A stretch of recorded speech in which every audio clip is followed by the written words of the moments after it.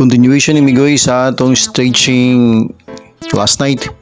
So after stretching, so mo undergo na ta og exercise. Mo ni akong tirada Migoy para ma-minimize niya akong pagdako sa akong buluhion. So yan ra. So ako ning gisuwid sa kuan Migoy.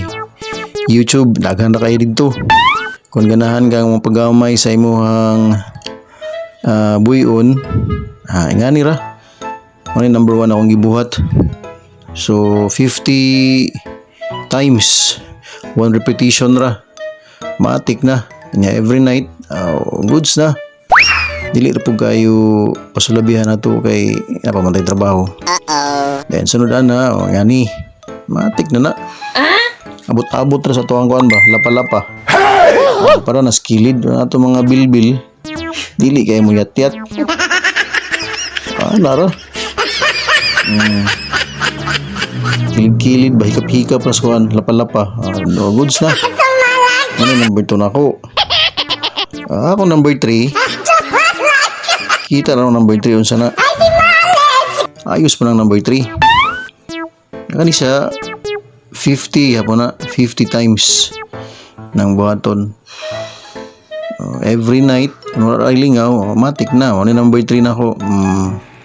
Sayon ra kayo. Ana ra gud isa-isa ra sa imong ko. Isa-isa ra sa imong tiil. Siya rog dili mo lupyak na atong kuanan. Ito ang buyon. Ana ra. Sayon ra kayo. Matik na. 50 times ya po na. Yan na. 50 ra gud. Ana ra isa-isa ra. Na. Agwan taon ko nang laylay sa imuhang tiil o sakit sa imuhang kuan. Imuhang abs. Absolute. Ana ra ka simple. Na murang hapin na imong lubot sa imong kamot para nga dili sakit pag dapat dito sa tiles or sa floor. Ipakapinan pa.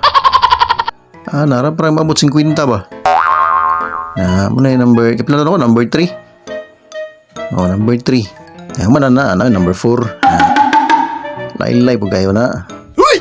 50 ra gyapon. Number 4, wala gina ko nagi-full kay di makaya. Matik na.